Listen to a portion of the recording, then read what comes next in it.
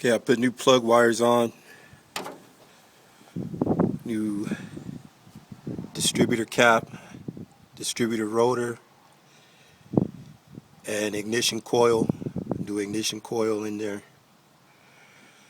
So hopefully that does the trick and this car starts up.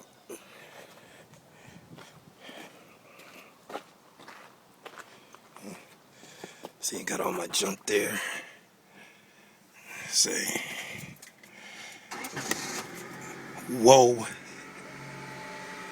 Started right up. Really quick. No problem.